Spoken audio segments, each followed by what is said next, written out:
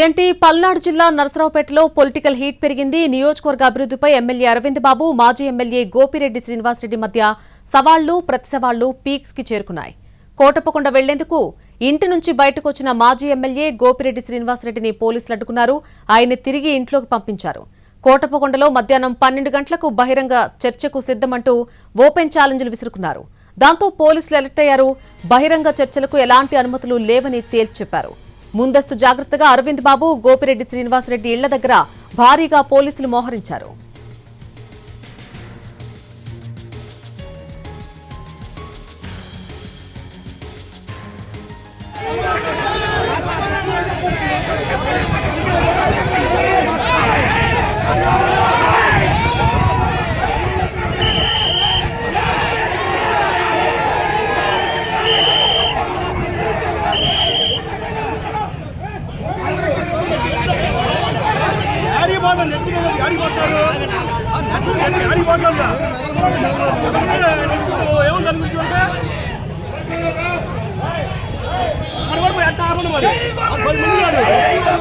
అవినీతి ఆరోపణలు కానీ దుర్మార్గపు ఆరోపణలతో నువ్వు ఓడిపోవడం జరిగింది.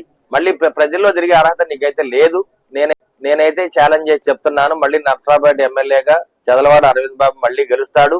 అదేవిధంగా మళ్ళీ చంద్రబాబు నాయుడు గారు 5వ ఆంధ్ర రాష్ట్ర ముఖ్యమంత్రి అవుతారని చెప్పి నేను మీడియా ముఖంగా తెలియజేస్తూ, నేను ఇచ్చిన సవాల్ని స్వీకరించి గోపిరెడ్డి శ్రీనివాసరెడ్డి గారు రేపు మధ్యాహ్నం 12 గంటలకి కోటప్పకొండ దగ్గరికి వస్తే మరి ఏదైతే అభివృద్ధి మీద మీరు అడిగారో చర్చ సుజావుగా చేద్దామని చెప్పి తెలియజేస్తూ, ఆయన రేపు మధ్యాహ్నం 12 గంటలకి కోటప్పకొండ దగ్గర నరసరావుపేట నియోజకవర్గ అభివృద్ధి మీద చర్చకు సిద్ధమని చెప్తా ఉన్నాడు.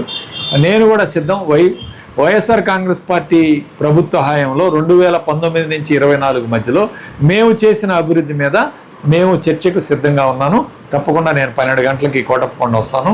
నేను మీడియా ద్వారా తెలియజేసేది ఏంటంటే, కొండ పైన టెంపుల్ దగ్గర రాజకీయాలు మాట్లాడటం అంత సబబు కాదు కాబట్టి కొండ కింద ఏర్పాటు చేయమని నేను మీ ద్వారా విజ్ఞప్తి చేస్తున్నాను. కొండ కింద ఎక్కడైనా పర్వాలేదు.